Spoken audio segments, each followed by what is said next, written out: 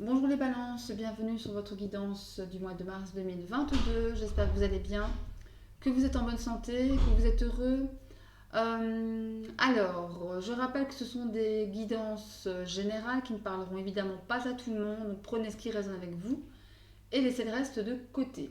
Alors, je vous invite également à aller voir les vidéos de vos signes ascendant, lune et en Vénus pour recouper plutôt les informations, c'est toujours très intéressant à faire. Et nous, on est parti avec un message de la voix des âmes, avec le toit, l'effet miroir et le respect. Alors, ça vous concerne directement, mes chers balances. C'est vraiment vous que ça concerne, votre enfant intérieur, votre vous intérieur, votre enfant intérieur. Avec l'effet miroir, ici, il y a peut-être l'idée pour certains de ne pas s'être regardé en face. Jusqu'à présent, maintenant, on vous demande de le faire, d'oser vous regarder en face, d'oser finalement faire face à vos ombres, faire face à vos lumières, bien évidemment, c'est plus facile. Attention aussi avec cette carte d'effet miroir au jugement que vous pourriez faire envers autrui. Bien évidemment, le jugement envers vous-même, mais aussi envers autrui. Attention à ne pas tomber dans cette espèce de façon de faire, d'accord? De juger, de critiquer l'autre. Tout ça pour vous respecter. On a ici l'idée de se respecter soi-même et de respecter évidemment les autres. De, de vraiment comment dire, un peu prendre soin de soi ici finalement. On fait face à soi-même, face à ses responsabilités et on se respecte. On pense à soi, vous pensez à vous avec la carte du toit. C'est vous qui êtes au centre ici pour ce mois de mars, mes chères balances. C'est vous qui êtes au centre de votre vie. Oui, absolument. Avec le Chosen, on vous dit, voilà, on vous parle de projection justement avec l'effet miroir. C'est justement en miroir. Hein, ces deux cartes-là sont vraiment très très proches. Les projections avec le show, on vous demande de ne pas justement vous faire d'illusions, de oser regarder la vérité en face, la situation réelle telle qu'elle est. Et ne pas se faire d'illusions, ne pas se projeter euh, de sorte à ne pas justement se faire de fausses idées. D'accord? À rester ancré, à rester dans la réalité. On va aller voir avec le tarot ce que le mois de mars vous réserve en tous les cas, la fin mars, les 2 dernières semaines de mars, avec l'énergie qui va vous accompagner durant cette période, votre force, vos atouts, le challenge, la carte qui vient en contre, une carte pour le domaine émotionnel, une carte pour le domaine professionnel et la résultante de votre mois. Allez, on va les retourner. Ok.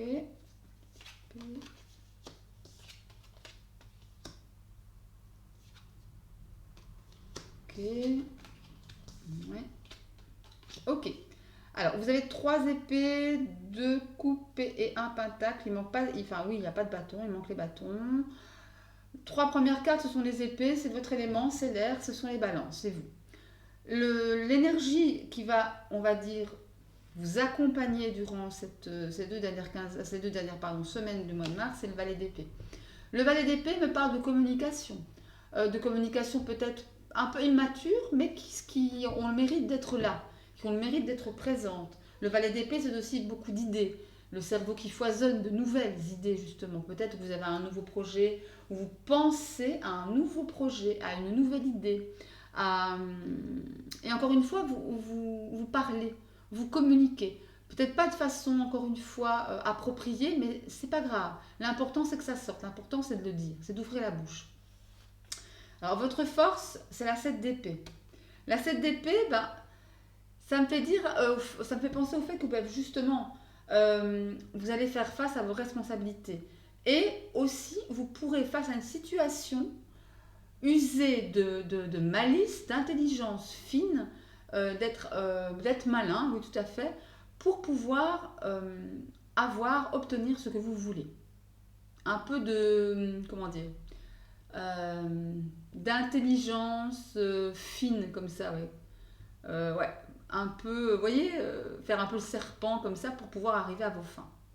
Mais en étant, voilà, en tombant pas dans la malhonnêteté évidemment. Hein. À cette épée, après, voilà, c'est aussi une énergie. J'aime pas trop cette carte parce que c'est une énergie un peu à double visage, vous voyez, à 2 visages. Mais en tous les cas, c'est en force pour vous, pour cette fin mars, ça me parle du fait que vous allez faire preuve d'une bonne intelligence, d'une fine intelligence pour pouvoir atteindre vos objectifs. pour pouvoir gagner. D'accord?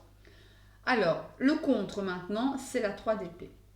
La 3 d'épée en carte à travailler, voilà, on sait que la 3 d'épée, c'est pas une carte très, très jojo, très facile à vivre, très facile à supporter, car évidemment, il sait que la 3 d'épée, on parle de trahison, on parle de déception, de tristesse, de vraiment le cœur qui en prend plein la tête, plein le cœur. Hein. C'est aussi le fait, si elle vient en contre, c'est aussi peut-être pour certains d'entre vous le fait de ne pas, de ne pas trop vous torturer l'esprit, de ne pas trop tergiverser, de ne pas faire marcher trop votre ego et d'écouter plus votre cœur. C'est ça l'important. D'accord? Attention aussi pour certains, ne pas tomber vraiment dans la trituration d'esprit, mais pour rien. Voilà, attention à ça. Ok? Alors, pour le domaine émotionnel, nous avons ici la 6 de coupe. Alors, la 6 de coupe, c'est une carte de nostalgie. C'est une carte qui fait référence aux souvenirs d'enfance, à une certaine et à une douce nostalgie. Peut-être que justement, vous êtes dans un état, pour certains, où vous vous remémorez de bons souvenirs, une chouette situation. Attention toutefois à ne pas vivre dans le passé, c'est ce que je dis toujours, avec la 6 de coupe. Il y a parfois une tendance à rester figé, à rester dans le passé, coincé dans le passé. Donc attention à ne pas justement, voilà, vivre dans le passé, tout simplement. On peut effectivement tirer des leçons du passé pour pouvoir vivre son présent et construire son futur, mais voilà, clôturer le passé. En tous les cas, ici, on a une nostalgie douce, je sens. Ouais. Quelque chose que peut-être vous regrettez pour certains. Ouais. De ne pas avoir dans cette, présentement dans votre vie. C'est peut-être ça aussi. Ouais. Je vais en remettre une quand même là-dessus pour voir. Ça m'intrigue. Alors, une carte pour les balances, mois de mars 2022, sur le 6 de coupe. On a le fou. Ouais. Il y a une question ici de vouloir peut-être retrouver quelque chose que vous aviez dans votre passé par rapport à une personne précise, par rapport à une situation, une expérience vécue, de suivre votre impulsion avec le fou, de suivre votre impulsion du moment, de suivre vos envies, d'avoir envie peut-être même d'envoyer tout balader pour pouvoir justement réussir à retrouver ce que vous avez perdu. C'est peut-être ça aussi. Ouais. Et cette notion-là de vraiment partir à l'aventure pour retrouver quelque chose que vous n'avez pas présentement. Quelque chose qui vous manque. C'est ce que je ressens là. Enfin, à voir, encore une fois, c'est général. Dans le domaine professionnel et financier, nous avons la très belle 10 de coupe. Voilà, la 10 de coupe, c'est l'accomplissement. C'est l'accomplissement du cœur, l'épanouissement. On est heureux dans son travail. On est épanoui. Quel que soit le travail que vous fassiez, vous êtes bien. Vous fêtez ça, vous fêtez la vie, ou vous fêtez le fait d'être bien dans votre travail, dans votre vie professionnelle, dans votre vie matérielle. Vous fêtez ça entouré de vos amis, de votre famille, de votre amour, de vos enfants. Il y a vraiment une très belle énergie ici d'accomplissement. C'est vraiment quelque chose comme si vous profitiez de la vie, quoi, tout simplement. Ouais. Vous la fêtez, la vie. L'énergie résultante de votre mois, nous avons ici l'As de Pentacle. L'As de Pentacle qui me parle de nouveautés, de choses matériellement parlant qui peuvent peut-être se mettre en route, qui vont vraiment se matérialiser.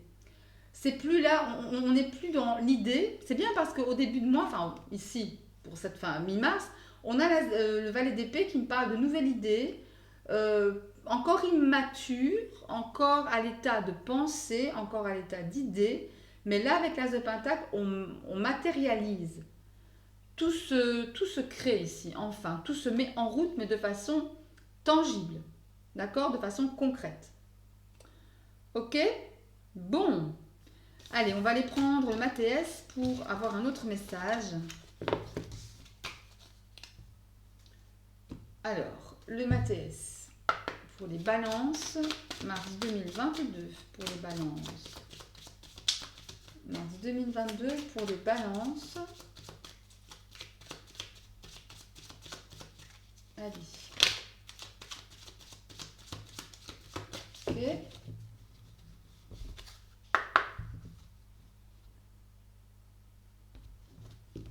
Alors, je vais prendre 2 cartes pour le domaine émotionnel, sentimental, relationnel. 2 cartes pour le milieu professionnel. Voilà, on va aller voir si on a un message différent, ou complémentaire, ou supplémentaire. Voilà, donc l'émotionnel, qu'est-ce qu'on a? On a la paix et on a le silence. Alors, il est peut-être question ici de garder une certaine forme de silence, de mutisme pour justement avoir la paix, tout simplement. Ici, clairement, ça me frappe. C'est comme si vous vouliez avoir la paix et que finalement, vous ne dites pas ce que vous pensez ou vous n'avez pas envie de le dire. Vous gardez le silence pour justement garder la paix autour de vous et en vous, plus important. Il n'y a vraiment pas l'idée ici de se mettre en avant, de donner son petit avis, sa petite opinion. Non. Il y a vraiment l'idée ici de garder le silence, voilà, au fond de soi pour garder cette paix intérieure. Il y a vraiment de ça. Alors, au domaine professionnel et financier, nous avons le travail et le plaisir. Regardez, ça rejoint le tarot avec la 10 de coupe.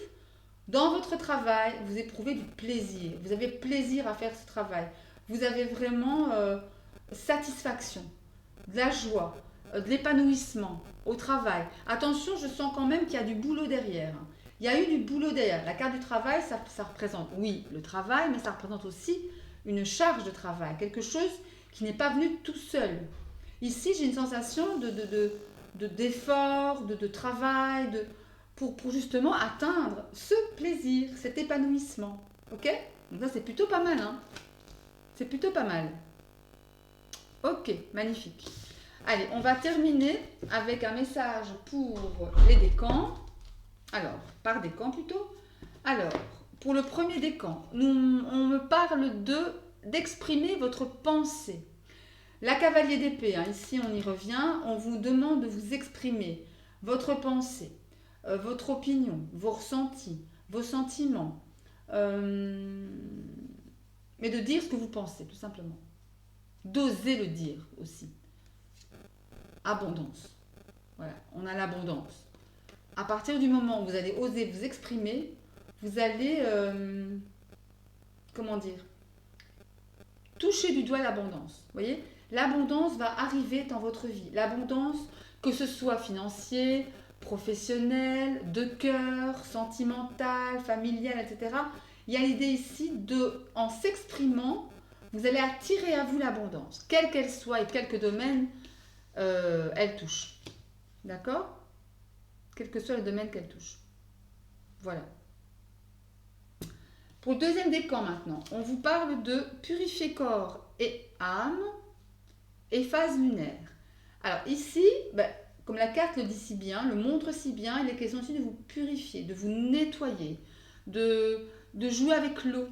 Ici, on voit cette petite sorcière dans son bain qui se détend, qui lâche prise, qui se concentre sur la purification de son corps et de son âme. Ici, clairement, vous savez que l'eau dans le milieu spirituel, c'est un vecteur d'émotion, mais aussi un très grand outil de purification, de nettoyage. Allez prendre des bains, allez juste vous laver les pieds et visualisez quand l'eau coule le long du corps, le long de vos mains, le long de vos pieds, qu'elle emmène avec elle tout ce stress, toutes ces angoisses, toutes ces choses nocives, ces choses toxiques, et qu'elles vont à l'égout. Tout va à l'égout avec cette eau un peu souillée comme ça de ces angoisses, de cette négativité. D'accord? Ou si pas négativité, en tous les cas de lourdeur émotionnelle, de lourdeur énergétique, voyez? Et on vous dit, avec la phase lunaire, que tout vient en son temps. Ça ne sert à rien de précipiter les choses. La phase lunaire, enfin les phases lunaires me parlent du fait de laisser faire l'univers, laisser faire la lune. Accueillez, vivez, relâchez. Accueillez, vivez, relâchez. Tout simplement. Ok? Allez, troisième décan maintenant. Waouh, j'adore cette carte. La gratitude. La gratitude avec la tristesse. Ah oui, regardez. On a ici une femme, c'est paradoxal. Hein. Déjà, noire, blanche, joie, tristesse. C'est marrant parce qu'il y a ici une espèce de paradoxe, je dis bien. Je pense quelque part que pour certains d'entre vous, il est peut-être possiblement question de connaître une période un peu triste, un peu déprimante, où vous vous sentez pas trop bien avec vous-même, avec les autres par rapport à une situation, une personne bien précise, et que vous vous attristez, peut-être vous vous apitoyez sur votre sort. Et au lieu de voir le verre à moitié plein, vous le voyez à moitié vide, d'où ce sentiment de tristesse, de lourdeur, alors que l'univers vous incite à être dans la gratitude, c'est-à-dire à voir le verre à moitié plein. D'accord?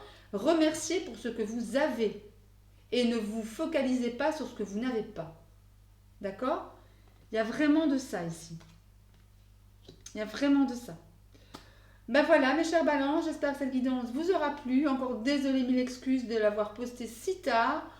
Il vous reste ces 15 jours de mars, les 15 derniers jours de mars, pour un petit peu aller voir s'il y a des choses qui vous parlent ou pas, hein, ça peut arriver. Si ça vous a plu, un petit like, ça me fait plaisir. N'hésitez pas à vous abonner à la chaîne également. Moi, d'ici là, je vous souhaite tout l'amour, le succès, le bonheur. Protégez-vous, vous oui, et ceux que vous aimez. Et je vous dis à très très bientôt. Bisous bisous.